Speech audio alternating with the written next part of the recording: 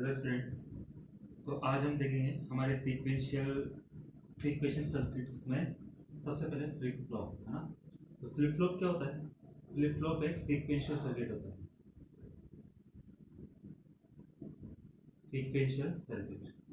Sequential circuit के बारे में हमने पहले भी पढ़ा था कि सीक्वेंशियल सर्किट हम ऐसे सर्किट्स को बोलते हैं जो किसी मेमोरी मतलब किसी भी बिट को स्टोर करने का काम कर सकता है, या फिर जिसका आउटपुट प्रेजेंट इनपुट के साथ साथ आउटपुट की प्रीवियस स्टेट पर भी डिपेंड करेगा। प्रीवियस स्टेट तो आउटपुट जो ना था, यानी कि इससे पहले हमने देखा था कॉम्बिनेशनल सर्किट में हमने देखा था कि जो आउटपुट होता है वो केवल प्रेजेंट इनपुट पर ही डिपेंड करता है। इनपुट की प्रेजेंट वैल्यू क्या है उसी बात पर डिपेंड करता है क्या? आउटपुट। लेकिन जब हम सीक्वेंशियल सर्किट की बात करते हैं तो सीक्वेंशियल सर्किट में जो आउटपुट होता है वो इनपुट की प्रेजेंट वैल्यू पर डिपेंड करने के साथ साथ वो इस बात पर भी डिपेंड करता है कि आउटपुट की ठीक पिछले मोमेंट पे यानी कि ठीक पहली वैल्यू क्या थी, यानी कि प्रीवियस स्टेट में उसकी वैल्यू क्या थी। तो दोनों ही चीजों पर डिपेंड करता है और दोनों ही का इफेक्ट होता है और उसके अकॉर्डिंग ही नया आउटपुट जनरेट होता है ना। तो ऐसे सर्किट्स को हम क्या बोलते हैं? Sequential circuit. और याद रखिएगा, क्योंकि हम प्रीवियस स्टेट को काम में ले पा रहे हैं, प्रीवियस स्टेट को हम तभी काम में ले सकते हैं जब वो उस स्टेट को स्टोर करके रख सके, है ना। इसका मतलब फ्लिप फ्लॉप क्या काम करेगा? मेमोरी एलिमेंट का काम करेगा ना। तो फ्लिप फ्लॉप को हम ये भी बोलते हैं कि ये मतलब जो आपकी मेमोरी होती है उसका सबसे छोटा एलिमेंट होता है ना, जो कि एक बिट के डेटा को स्टोर करके रख सकता है। ये ठीक वैसे होता है जैसे लेचेस होता है ना। लेच भी एक सीक्वेंशियल सर्किट है ना, और उसका काम भी एक बिट मेमोरी को स्टोर करने या एक बिट को स्टोर करने के लिए काम में आता है, या एक बिट मेमोरी का एलिमेंट है लेच भी, है ना। लेच भी जो है वो एक बिट की मेमोरी को या एक बिट लेंथ का जो डेटा होता है उसको स्टोर यहाँ पे किया जा सकता है लेच के द्वारा भी। लेकिन फ्लिप फ्लॉप और लेच में एक बेसिक अंतर है ना। लेच क्या होती है? लेच में क्या होता है कि जैसे ही मैं यहाँ पर input apply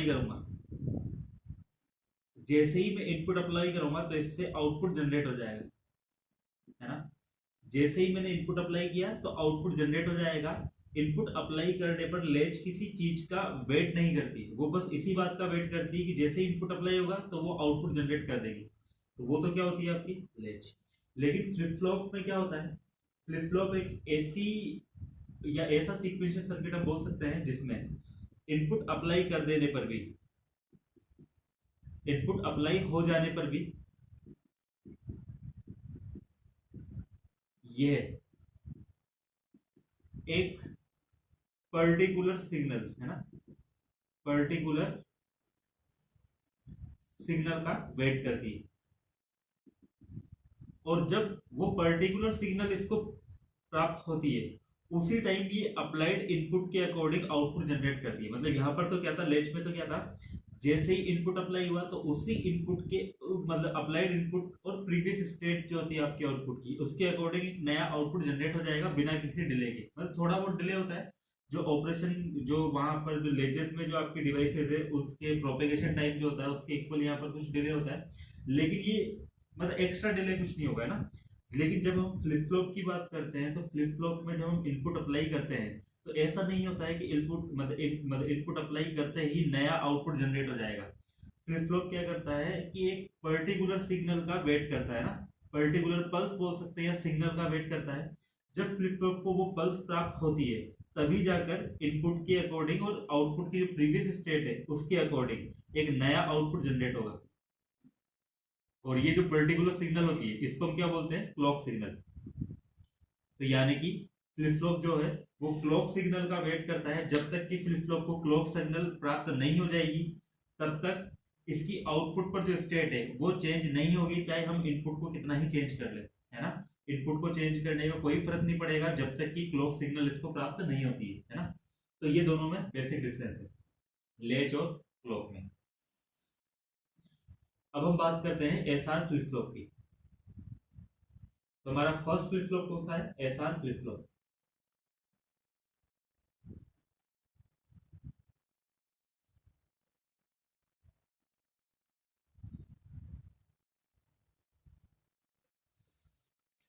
first flip flop है हमारा SR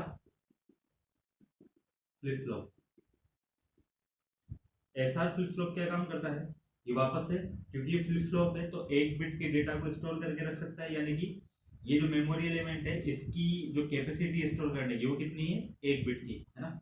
SR फ्लिप फ्लॉप के लिए यदि हम ब्लॉक डायग्राम देखें तो मतलब यहाँ पर SR फ्लिप फ्लॉप को यदि हम SR लेच के द्वारा बनाए ना, देखो एक SR लेच होती है और एक SR फ्लिप फ्लॉप होगा।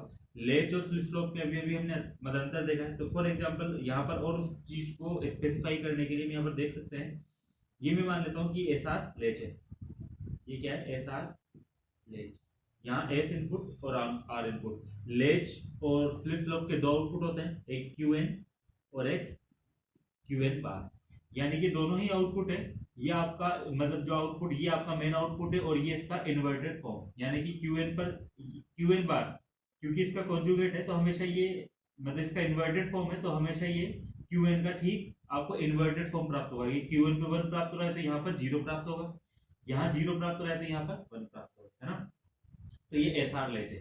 SR लेच ठीक वैसे ही काम करती है जैसे SR फ्लिप फ्लॉप काम करता है। तो पहले हम एक बार शॉर्ट में SR लेच को देख लेते हैं। देखिए अगर SR लेच की हम ट्रुथ टेबल देखें तो यहाँ पे S यहाँ पे S का मतलब क्या है, सेट, और R का मतलब क्या है, रिसेट।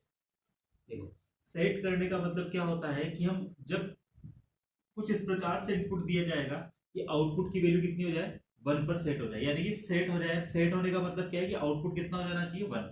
QN 1 हो जाना चाहिए। अगर QN 1 हो जाएगा तो QN बार अपने आप कितना हो जाएगा, 0। तो लेच या फ्लिप फ्लॉप के सेट होने का मतलब क्या है कि आउटपुट आपका या तो 1 हो जा मतलब आउटपुट 1 हो जाना चाहिए और QN बार कितना हो जाना चाहिए, 0। तो इस चीज को अपन बोलेंगे कि लेच या फ्लिप फ्लॉप आपका क्या हो गया, सेट। और रिसेट, रिसेट का मतलब क्या होता है, रिसेट का मतलब वापस से इसे 0 कर देना, यानी कि जब रिसेट ऑपरेशन होगा तो QN कितना हो जाएगा, 0, और ये कितना हो जाएगा, 1। इसका ठीक मतलब इन्वर्टेड फॉर्म है ना। तो रिसेट करने का मतलब क्या है कि आउटपुट कितना हो जाएगा, 0, और सेट होने का मतलब क्या है कि आउटपुट कितना हो जाना चाहिए, 1। अब ये सेट इनपुट है और ये रिसेट इनपुट लाइन है।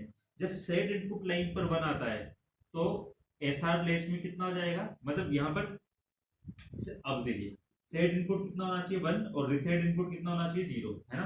क्योंकि अपन अगर मैंने इसको भी एक साथ 1 कर दिया तो उस वाली स्थिति में इस इनपुट के अकॉर्डिंग तो QN कितना होना चाहिए, 1, क्योंकि ये क्या काम करेगा, फ्लिप फ्लॉप या लेच को या फ्लिप फ्लॉप को सेट करने का काम करेगा। सेट करने का मतलब इसको 1 करने का काम करेगा। और R को भी अगर मैंने एक साथ 1 कर दिया तो इस 1 के कारण क्या होना चाहिए, फिर ये इसको मतलब रिसेट करना चाहेगा। तो ये वाला इनपुट तो इसको सेट करना चाहेगा, ये वाला इनपुट इसको रिसेट करना चाहेगा, तो वहां पर एक क्या हो जाएगी, एम्बिग्यूटी क्रिएट हो जाएगी। इसलिए SR फ्लिप फ्लॉप और SR लेच में हम दोनों को एक साथ 1 नहीं रखते हैं, है ना।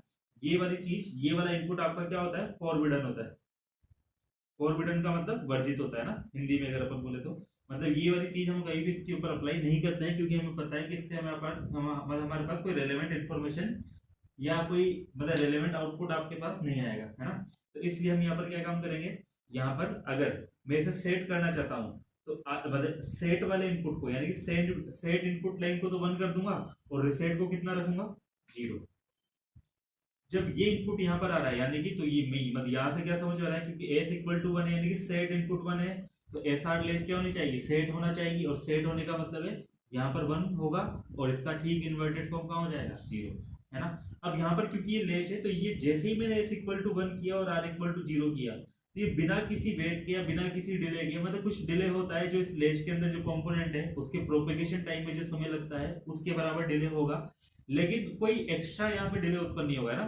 जैसे ही मैं S इक्वल टू 1 लगाऊंगा और R इक्वल टू 0 करूंगा तो जैसे ही ये इनपुट लगाया तो ठीक वैसे ही QN आपको 1 प्राप्त हो जाएगा और QN बार कितना हो जाएगा, 0। यानी कि इनपुट के लगाते ही उसका जो इफेक्ट है वो आउटपुट पे रिफ्लेक्ट होना स्टार्ट हो जाता है, यानी कि आउटपुट पे रिफ्लेक्ट हो जाता है बिना कोई एक्स्ट्रा डिले के। तो ये लेच का काम है यहाँ पर, है ना। इसी प्रकार से यदि अब मुझे इस QN को क्या करना है, यानी कि इस लेच को मुझे रिसेट करना है तो रिसेट करने का मतलब क्या है, QN कितना होना चाहिए, 0। अगर रिसेट करना है तो 1 कहां पे लगाऊंगा, रिसेट इनपुट पर। तो रिसेट इनपुट के ऊपर हमने क्या लगा दिया, 1, और क्योंकि दोनों 1 एक साथ नहीं हो सकते हैं तो सेट को मैं कितना कर दूंगा, 0।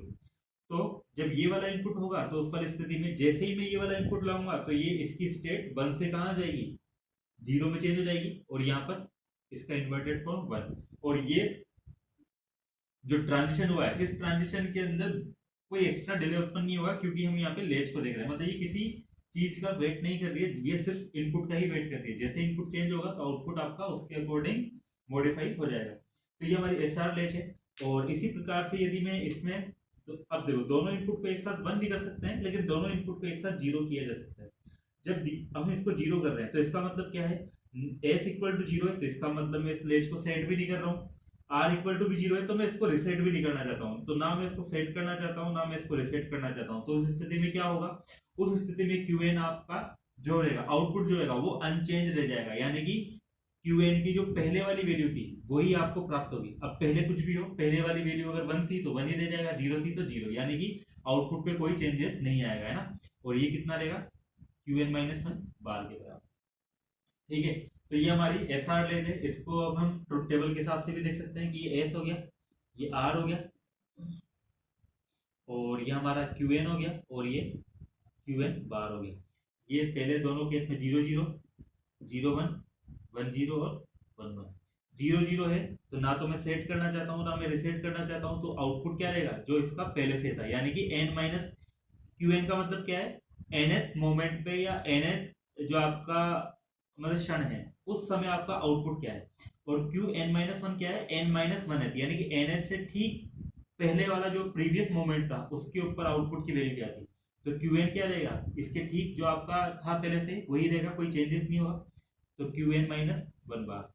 अब यहाँ पर हम इसको रिसेट कर रहे हैं तो यहाँ 0 और यहाँ 1, इसको यहाँ पर हम सेट कर रहे हैं तो यहाँ 1 और यहाँ 0। और ये वाली चीज क्या होती है आपकी, फॉरबिडन होती है, तो हम यहाँ पे लिख देंगे कि ये वाला चीज यहाँ पर फॉरबिडन है। एसआर लेच में हम इस वाले मतलब कॉम्बिनेशन का उपयोग नहीं करते हैं। तो ये हमारी बेसिक एलआर मतलब ये एसआर लेच है। एसआर फ्लिप फ्लॉप की अगर हम बात करें तो एसआर फ्लिप फ्लॉप की भी ट्रुथ टेबल यही रहेगी। एसआर फ्लिप फ्लॉप में भी वही 2 इनपुट होंगे, एस और आर, और 2 आपके पास आउटपुट स्टेट होगी, क्यू और क्यूएन एंड क्यूएन बार, है ना। लेकिन एक बेसिक डिफरेंस जिसके बारे में हमने पहले ही स्टडी कर लिया है या जिसके बारे में हमने पहले ही देख लिया है वो ये है कि एसआर लेच में हम किसी भी प्रकार की क्लॉक सिग्नल का उपयोग नहीं करते हैं, जबकि एसआर फ्लिप फ्लॉप में हम क्लॉक सिग्नल का उपयोग करेंगे। क्लॉक सिग्नल का काम यहाँ पर ये है कि एस और आर की वैल्यू को मैं चाहे कितना ही चेंज कर दूं, जब तक क्लॉक सिग्नल एक्टिव नहीं होगी, यानी कि क्लॉक सिग्नल पे 1 नहीं आएगा, तब तक आपकी एसआर फ्लिप फ्लॉप का आउटपुट अपडेट नहीं होगा, है ना। तो इनपुट को अप्लाई कर देने पर भी जब तक क्लॉक सिग्नल 1 नहीं हो जाती है तब तक आउटपुट आपका अपडेट नहीं होगा, वो वैसा का वैसे ही रहेगा जैसे पहले से था। ठीक है, तो अब हम देखते हैं एसआर फ्लिप फ्लॉप।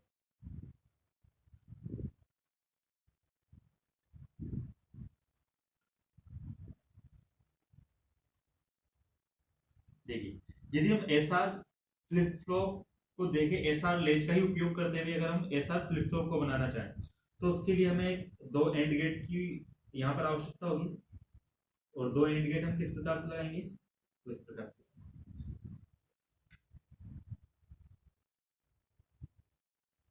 ये मैं मान लेता हूं कि ये इस इनपुट लाइन को मैंने क्या नाम दिया है यहाँ पे, एस एल। एस एल का मतलब क्या है, ये सेट इनपुट तो है लेकिन किसके लिए, लेच के लिए। और ये L R, R L reset input है लेच के लिए। अब हम यहाँ पर एक एंड गेट लगाएंगे और इस एंड गेट का आउटपुट जो होगा वो मैं यहाँ लगा दूंगा। इसी प्रकार से एक एंड गेट में यहाँ भी लगाऊंगा। यहाँ पर फ्लिप फ्लॉप के लिए जो सेट इनपुट है वो ये यहाँ पर होगा, फ्लिप फ्लॉप के लिए जो रिसेट इनपुट है वो यहाँ पर होगा। और क्योंकि हमें यहाँ पर एक एक्स्ट्रा पल्स दे दी जिसको हमने क्या नाम दिया था, क्लॉक पल्स, तो वो सीएलपी। तो ये हमारी पूरी ऐसा फ्लिप फ्लॉप है।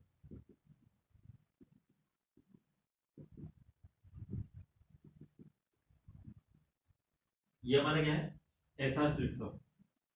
देखिए एसआर लेच में केवल 2 ही इनपुट थे, एस और आर, है ना। यहाँ कोई सी प्रकार की कोई क्लॉक पल्स नहीं थी। लेकिन जब हम एसआर फ्लिप फ्लॉप की बात करेंगे तो एसआर फ्लिप फ्लॉप में अब आपके 3 इनपुट हो गए, 2 तो आपके एस और आर, सेट इनपुट और रिसेट इनपुट, और एक सीएलपी यानी कि क्लॉक सिग्नल।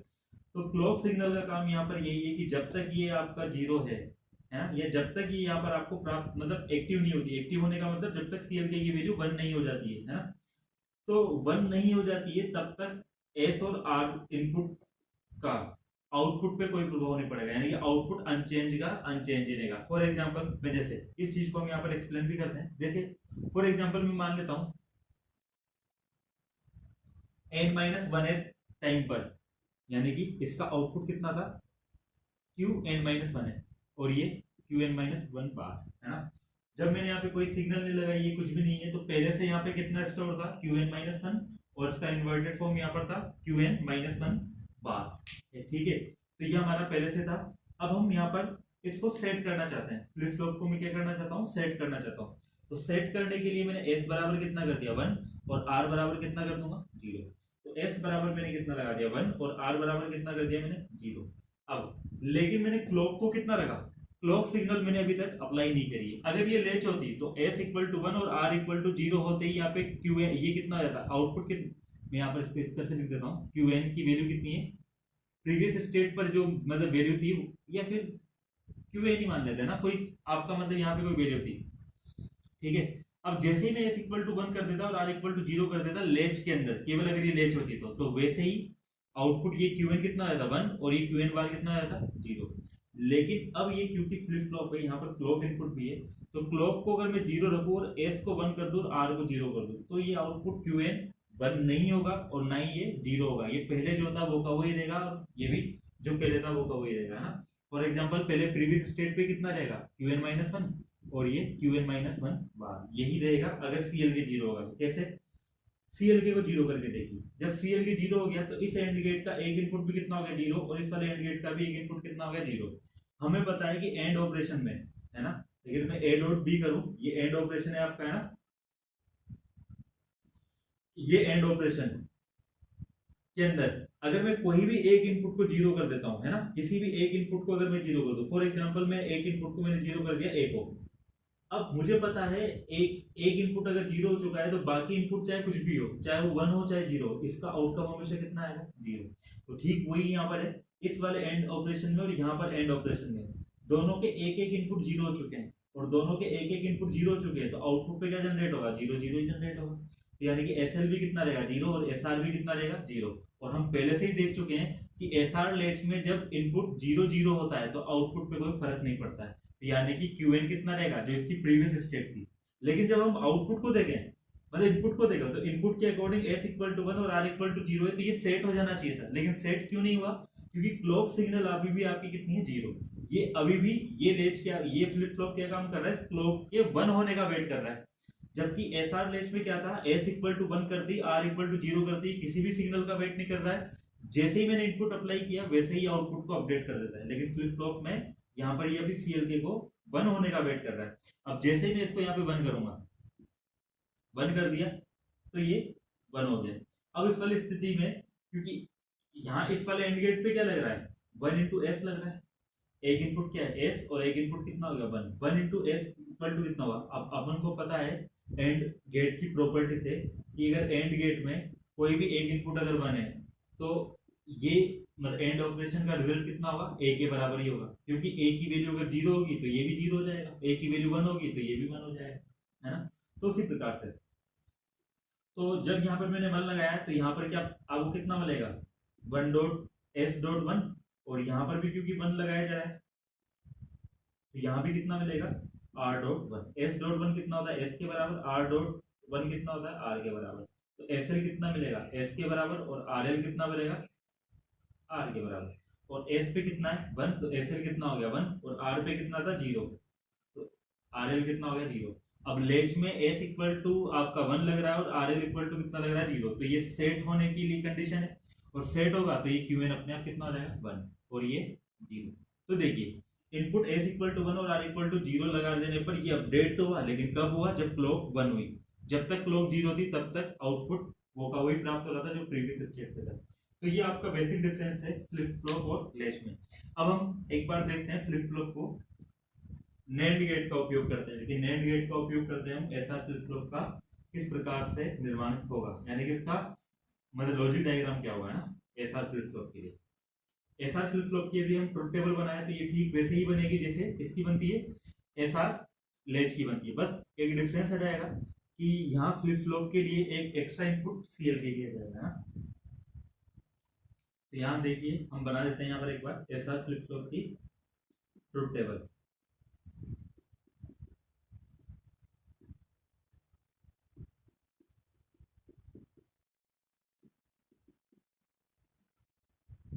ठीक है, तो हम अब देखते हैं यहाँ पर कि सबसे फर्स्ट इनपुट आपका क्या है, CLK यानी कि क्लॉक इनपुट SR, और आउटपुट कितना है QN एंड QN बार।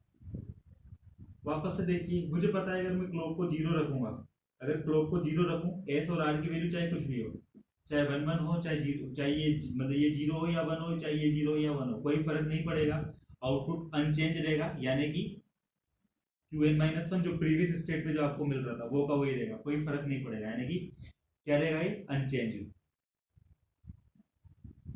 अगर क्लॉक 0 है तो S और R की वैल्यू में चाहे कुछ भी रख दूं, क्लॉक का 1 होना जरूरी है ना। जब क्लॉक आपकी 1 हो जाएगी तब यहाँ पर इनपुट के अकॉर्डिंग आउटपुट अपडेट होगा। इनपुट आपका जैसे मैंने मान लिया 0 0, अब क्लॉक तो 1 है लेकिन S और R दोनों ही 0 हो गए, तो उस वाली स्थिति में भी क्या रहेगा QN-1 और QN-1 बार, क्योंकि हमने देखा था कि SR लेच या फ्लिप फ्लॉप के लिए तो दोनों इनपुट 0 होते हैं, तो आउटपुट इसमें किसी प्रकार का कोई परिवर्तन नहीं होता, वो क्या देता है अनचेंज। जब क्लॉक 1 है, S को मैंने कितना कर दिया 0 और R को मैंने कितना कर दिया 1, तो ये क्या है, ये रिसेट ऑपरेशन हो जाएगा, और क्लॉक 1 है ही तो यहाँ पे रिसेट हो जाएगा। रिसेट होने का मतलब QN 0 और ये 1, तो ये ऑपरेशन कौन सा हुआ, रिसेट ऑपरेशन। इसी प्रकार से जब क्लॉक 1 है और ये 1 0 है, तो इस वाली स्थिति में कितना हो जाएगा, ये 1 और ये 0, तो ये सेट ऑपरेशन हो जाएगा। और अगर मैं क्लॉक को 1 रखकर या 0 रख के क्लॉक की वैल्यू में चाहे मतलब क्लॉक की वैल्यू तो यहाँ 1 रखकर और इन दोनों को 1 करूँ, तो ये चीज क्या हो जाएगी आपकी फॉरबिडन, ये यहाँ पर वर्जित नहीं है, हम इस चीज का उपयोग यहाँ पर नहीं कर सकते हैं, दोनों को एक साथ 1 नहीं कर सकते हैं। तो ये SR फ्लिप फ्लॉप की क्या है ट्रुथ टेबल, ठीक है। तो SR फ्लिप फ्लॉप की ट्रुथ टेबल में बस एस लेच और फ्लिप फ्लॉप में बस बेसिक अंतर इतना सा ही क्लॉक का, यहाँ पे ये क्लॉक का 1 होना जरूरी है, और जबकि SR लेच में किसी प्रकार की कोई क्लॉक नहीं होती है ना। अब हम इसका डायग्राम बनाकर देखते हैं, कौन सा, इसका हम डायग्राम बनाकर देखते हैं SR लेच का, SR फ्लिप फ्लॉप का NAND गेट का उपयोग करते हुए, ठीक है। तो हम NAND गेट का उपयोग करते हुए SR फ्लिप फ्लॉप का डायग्राम बनाते हैं। देखिए यहाँ पर एक NAND गेट होगा और यहाँ पर भी एक NAND गेट होगा, यहाँ पर आपको आउटपुट QN मिल जाएगा और यहाँ पर QN-1 सॉरी QN बार, ठीक है। यहाँ पर हम एक और NAND गेट का उपयोग करेंगे और इसका आउटपुट इस वाले NAND गेट पे लगा देंगे, इसका आउटपुट इस जगह लगा देंगे, दोनों के पर एक कॉमन हम क्लॉक सिग्नल दे देंगे, यहाँ पर आप इनपुट दे देंगे S और यहाँ पर इनपुट दे देंगे R। अब यहाँ पर एक इनपुट और बचा है और यहाँ पर भी एक इनपुट देना है, तो इस ये वाला इनपुट में कहाँ से दूंगा, QN बार वाले इस वाले गेट के आउटपुट से, और यहाँ पर इनपुट कहाँ से दूंगा, इस वाले गेट के आउटपुट से। तो ये हमारा बोल सकते हैं कि ये NAND गेट का उपयोग करते हैं हमने क्या बना लिया है, SR फ्लिप फ्लॉप। तो ये हमारा SR फ्लिप फ्लॉप है, NAND गेट का उपयोग करते हैं, है ना। तो ये NAND गेट का उपयोग करते हैं हमारा SR फ्लिप फ्लॉप है। तो हम यहाँ पर देखते हैं कि ये टेबल हमारी क्या कहलाएगी, ट्रुथ टेबल भी कहलाएगी, और इसको हम कैरेक्टरिस्टिक टेबल भी बोलते हैं ना, कैरेक्टरिस्टिक टेबल। अब हम किस मतलब इसी कैरेक्टरिस्टिक टेबल का को यहाँ पर वेरीफाई करते हैं कि ये जो डायग्राम हमने बनाया इसके अकॉर्डिंग हमें ये रिजल्ट प्राप्त होता है नहीं होता। तो सबसे पहले हम क्लॉक को 0 करके देखते हैं कि क्लॉक को 0 करने से कोई फर्क पड़ेगा या नहीं पड़ेगा ना। तो क्लॉक को हम 0 करके देखते हैं। यदि मैंने क्लॉक को 0 कर दिया, क्लॉक को 0 कर देंगे तो दोनों NAND गेट का एक एक इनपुट कितना हो जाएगा 0। और हमें पता है कि NAND गेट का अगर एक इनपुट 0 हो गया, यदि AND गेट का एक इनपुट 0 हो जाता तो ये कितना मिलता 0। तो अब NAND गेट है तो इस पे बार लगा हुआ है तो यहाँ भी बार होगा, और 0 का इन्वर्टेड फॉर्म कितना होगा 1। तो इसका मतलब NAND गेट पे जब दोनों एक एक इनपुट 0 हो चुका है तो यहाँ पर आपको कितना मिलेगा 1, ठीक है। यहाँ से क्या आ रहा है QN बार, और यहाँ से क्या आ रहा है QN। अब इस वाले NAND गेट पर हम देखें तो ऑपरेशन क्या हो रहा है, 1 और QN बार का NAND ऑपरेशन हो रहा है, तो 1 डॉट QN बार का होल बार। और इस वाले NAND गेट पर इस वाले NAND गेट पे देखें तो ऑपरेशन क्या हो रहा है 1 और QN का NAND ऑपरेशन। हमें पता है AND गेट की प्रॉपर्टी होती है वन डॉट ए, ये बराबर कितना होगा ए, क्योंकि यहाँ पर देखिए यदि इस ए में इसके अंदर ए को अगर मैं जीरो रखता हूँ तो ये कितना बनेगा वन डॉट जीरो, तो वन डॉट जीरो भी कितना होगा जीरो, तो फाइनली आंसर कितना है वही ए के बराबर, क्योंकि ए भी कितना था जीरो। अगर मैं ए को कितना करता हूँ वन, तो वन डॉट वन कितना हो जाएगा वन, तो यानी कि वापस से आंसर कितना आया ए के बराबर ही, क्योंकि ए भी कितना था वन, तो मैं इसलिए बोल सकता हूँ वन डॉट ए, यानी कि वन और ए का एंड ऑपरेशन किसके बराबर होगा ए के। तो यहाँ पर देखिए यदि एंड ऑपरेशन होता तो वन डॉट क्यू एन बार कितना होता क्यू एन बार, लेकिन ये नेंड ऑपरेशन है तो इसके ऊपर एक बार होगा, है ना। हमें पता है कि ए का दो बार इन्वर्ट कर देने पर, यानी कि दो बार नॉट गेट लगा देने पर हमें वापस से ए प्राप्त हो जाता है, तो यहाँ पर कितना प्राप्त हो जाएगा क्यू एन, और इस वाले एंड मतलब नेंड ऑपरेशन जो हमने किया तो वन डॉट क्यू एन कितना होता क्यू एन के बराबर, और ऊपर बार लगा हुआ है तो बार इस तरह से, तो यानी कि क्यू एन की वैल्यू किसके बराबर आ गई वही क्यू एन के, और क्यू एन बार की वैल्यू क्यू एन बार के। तो देखिए इस बात पे फर्क ही नहीं पड़ा कि एस की वैल्यू क्या है और आर की वैल्यू क्या है, क्योंकि अगर मतलब यदि क्लॉक जीरो है तो एस और आर की वैल्यू चाहे कुछ भी रहे यहाँ हमेशा वन ही प्राप्त होगा, और जब यहाँ वन प्राप्त होगा तो क्यू एन और क्यू एन बार पर हमेशा वही चीज प्राप्त होती रहेगी बार बार, है ना। तो इसलिए क्लॉक का वन होना जरूरी है यदि हमें आउटपुट को अपडेट करना है, ठीक है। अब हम नेक्स्ट को देखते हैं, जैसे हम किसी भी एक को देख लेते हैं, फॉर एग्जांपल हम इसको जीरो जीरो को देख लेते हैं ना, मतलब जीरो जीरो मतलब जीरो वन को देख लेते हैं, है ना। या फिर हम मतलब जीरो जीरो में भी अगर आप देखोगे क्लॉक को वन कर दीजिए, अगर मैं क्लॉक को वन कर देता हूँ और एस को जीरो कर दिया और आर को जीरो कर दिया, तो अभी भी क्या हो रहा है इन दोनों नैंड गेट पर एक इनपुट जीरो है दोनों पर अभी भी, है ना।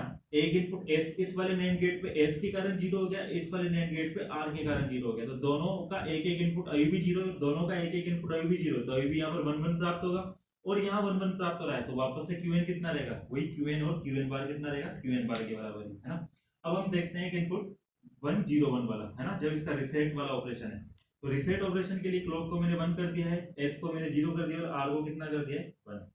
अब आप यहाँ पर देखिए 0.1 जब हम मैं यहाँ करूंगा तो यहाँ तो 1 ही प्राप्त होगा, 1.1 जब यहाँ पर होगा, है ना, 1.1 कितना होता है 1, लेकिन ये नेट ऑपरेशन है तो यहाँ बार लगेगा, और बार लगने का मतलब ये कितना हो जाएगा 0, तो इस वाली जगह पर हमें क्या प्राप्त होगा 1 की जगह 0। जब यहाँ 0 प्राप्त होगा तो यहाँ तो ऑपरेशन क्या हो रहा था 1 डॉट क्यू एन बार, या पहले हम इसको देखते हैं यहाँ कितना प्राप्त होगा 0 डॉट क्यू एन का बार, क्योंकि नेट ऑपरेशन है, एक इनपुट अगर आपका मतलब एंड ऑपरेशन में 0 हो चुका है तो एंड गेट के हिसाब से कितना मिलना चाहिए था 0, लेकिन इन्वर्टेड फॉर्म में तो कितना हो जाएगा बार, तो कितना हो जाएगा 1, तो क्यू एन बार की वैल्यू कितनी हो जाएगी 1। अब क्यू एन बार की वैल्यू 1 हो गई तो ये 1 आपको कहाँ पे आएगा इस वाले नेट गेट के इनपुट पे, तो इस वाले नेट गेट के दोनों इनपुट कितने हो गए 1.1 का, दोनों इनपुट 1 हो गए, क्योंकि यहाँ से तो बना ही रहा था, ये भी 1 हो गया, तो दोनों ही क्या हो गए 1, तो 1.1 करेंगे तो कितना आना चाहिए था 1, लेकिन इन्वर्टेड फॉर्म है तो 1 बार, तो ये कितना प्राप्त होगा 0, तो क्यू एन कितना हो जाएगा 0। तो देखिए जब s इक्वल टू 0 और r इक्वल टू 1 है तो क्यू एन कितना हो गया 0 और क्यू एन बार कितना हो गया 1। तो यही चीज है हमारे, इसी प्रकार से हम इस वाले इनपुट को भी देख सकते हैं। अब हम एक बार इस वाली चीज को देखते हैं कि जब मैं ये वाली वैल्यू लगाता हूँ तो इससे क्या फर्क पड़ेगा ना, इस चीज का एसआर फ्लिप फ्लॉप के आउटपुट पे क्या फर्क पड़ेगा, तो वो हम देखते हैं एक बार।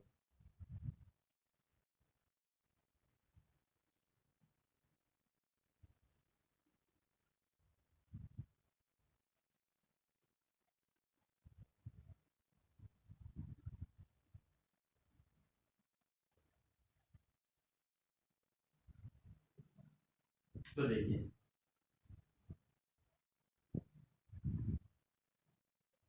क्लॉक को यदि मैंने 1 कर दिया, सेट को मैंने 1 कर दिया, रिसेट को भी 1 कर दिया, तो उस स्थिति में क्या होगा इस वाले एंड गेट के दोनों इनपुट कितने हो गए 1।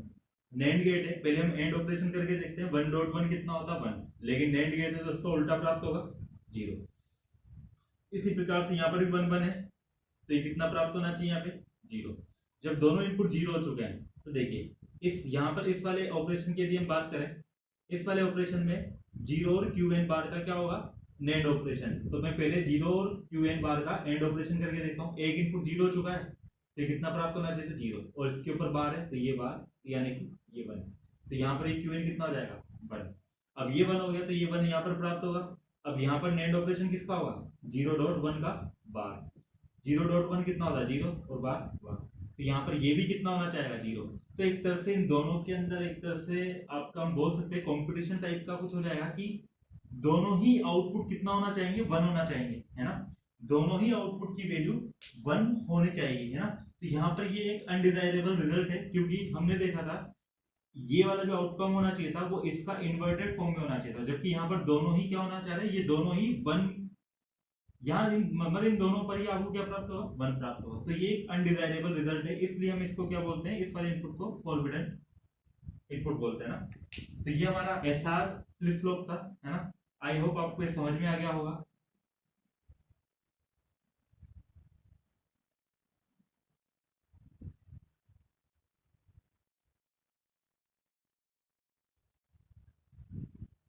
एक बार हम इसका स्टेट डायग्राम बनाकर देखते हैं। स्टेट डायग्राम क्या होता है कि इनपुट को अप्लाई कर देने पर हम ये मानकर चलेंगे कि क्लॉक 1 है ना।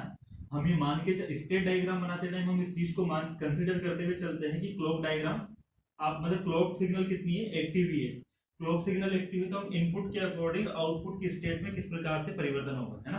तो हम उस चीज को देखते हैं। देखिए आउटपुट यानी कि क्यूएन की दो ही वैल्यू हो सकती है, या तो 0 या 1। तो यानी कि इस फ्लिप फ्लॉप की दो ही स्टेट हो सकती है, या तो फ्लिप फ्लॉप पर क्या हो 0 या फ्लिप फ्लॉप पे क्या हो 1। तो मैं सबसे पहले एक स्टेट यहाँ पे बनाता हूँ 0 और एक स्टेट मैंने यहाँ पे बना दी 1, ठीक है। अब मैं मान लेता हूँ कि अभी फ्लिप फ्लॉप आपका 0 स्टेट में, यानी कि अभी क्यूएन की वैल्यू कितनी है 0।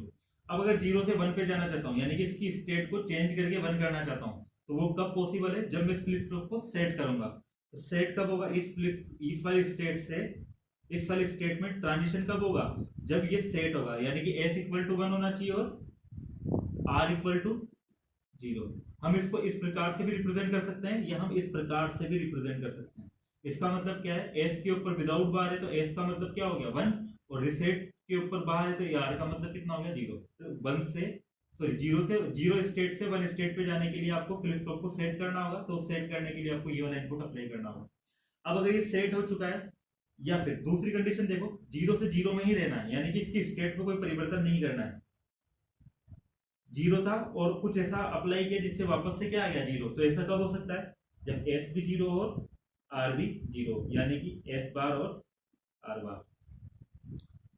अब हम 1 में अब जैसे हम मान लेते हैं कि 1 से 0 में आना चाहते हैं, तो 1 से 0 में कब आएंगे हम, जब ऑपरेशन कैसा हो, रिसेट होने के लिए क्या चाहिए, s इक्वल टू 0 और r इक्वल टू 1, और यानी कि s बार कोमा 1 से 1 में रहना चाहते हैं, यानी कि स्टेट में कोई परिवर्तन नहीं हुआ। तो स्टेट में परिवर्तन कब नहीं होगा, जब दोनों एक साथ 0 हो, यानी कि s भी 0 होना चाहिए और r भी 0, यानी कि s बार और r। तो ये इसका स्टेट डायग्राम है, इसका SR फ्लिप फ्लॉप का, ठीक है। तो ये इसका SR फ्लिप फ्लॉप का स्टेट डायग्राम है। अब हम एक बार और इसकी प्रेजेंट स्टेट और नेक्स्ट स्टेट टेबल भी देख लेते हैं, है ना, जल्दी से।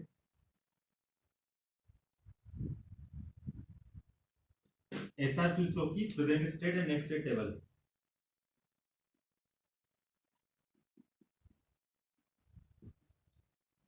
नेक्स्ट स्टेट टेबल वापस से टेबल बनाते हुए मैं मान रहा हूँ कि क्लॉक की वैल्यू कितनी है 1। यहाँ पर हम मानते हुए चल रहे हैं कि क्लॉक की वैल्यू कितनी है 1। देखो present state next state table नाम से ही पता लग रहा है, इस टेबल के अकॉर्डिंग हम ये डिसाइड करेंगे कि अब इसकी हमको क्या क्या दी हुई होगी, इसकी प्रेजेंट स्टेट दी हुई होगी और इनपुट दिए हुए होंगे, उसके अकॉर्डिंग हमें पता करना होगा कि नेक्स्ट स्टेट क्या होगी। हाँ, तो मैं फॉर एग्जाम्पल मैं प्रेजेंट स्टेट को किससे रिप्रेजेंट कर रहा हूँ, क्यूएन से, और नेक्स्ट स्टेट यानी कि इसका ठीक अगला रिजल्ट तो उसको क्यूएन प्लस 1 से रिप्रेजेंट करना है ना। तो मैं मान लेता हूँ कि प्रेजेंट स्टेट क्यूएन हो गई, इनपुट कितने हो गए एस और आर। तो हमारे पास अब इसके अकॉर्डिंग 8 कॉम्बिनेशन बनने चाहिए क्योंकि 3 इनपुट है, और आउटपुट नेक्स्ट स्टेट क्या है हमारे पास क्यूएन प्लस 1, और इसका इन्वर्टेड फॉर्म अगर हमें देखना है तो क्यूएन प्लस 1 बार।